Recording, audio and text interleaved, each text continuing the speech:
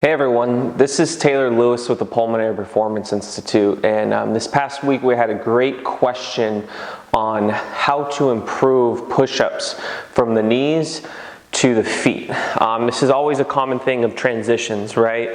When you're trying to increase the difficulty, but sometimes the jump is a little too much. So what they're asking is, can I go from the knees to a traditional push-up and then go to the toes and then do a regular push-up here?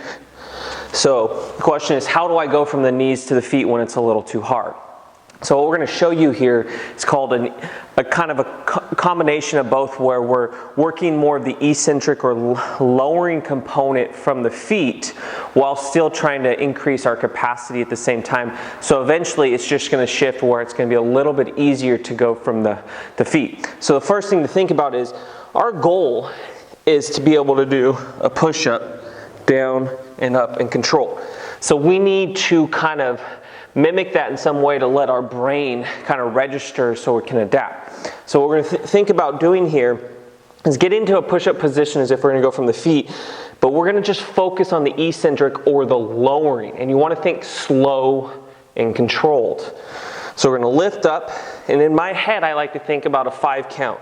So 5, 4, 3, 2, 1, pause, then drop the knees, push your body back up. Okay, so we're splitting it here. Then we're going to lift back up, 5, 4, 3, 2, 1, drop the knees, and then push your body back up. So what it's allowing you to do is transition to the traditional push-up from the feet. Now, that's one tip to help kind of transition. However, remember, we need to kind of build some capacity here. So we need to get the brain and muscles to work in unison to kind of create and stick this pattern. So our second objective here is to add some endurance to it, or some repetitions. So I have a bench. Now, what you can do, depending on the person, you can use a countertop, but something that's a little bit elevated, right? So we're working on the eccentric portion here on the ground, but then you want to build that capacity up so then you can transition. So you're going to do incline push-ups, once again from the feet, slow and controlled, down, and then up. So we're working the full range with good form here to build that capacity. And that's a big key, is keeping the form good. Because sometimes when you transition to a harder progression of the exercise, the quality of movement's going to go down a little bit. So we don't need to necessarily attack going from the feet right away.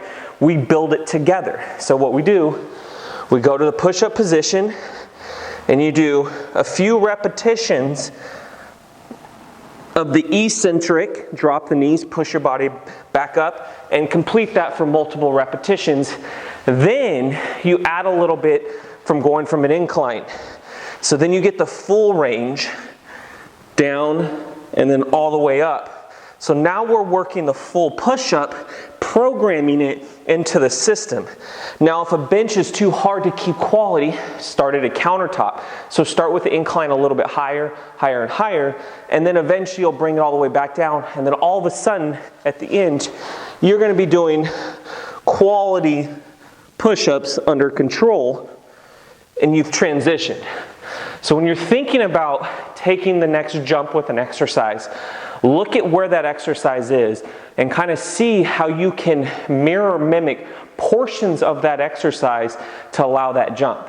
Because sometimes it's just what we call motor planning or programming, where your brain just has to get used to the movement you're trying to create. And that's going to allow you to kind of take it to the next jump. So think about eccentric from the feet, drop the knees, push up, and then combine that with a little bit of elevation so you can do the full range of descending down and ascending up.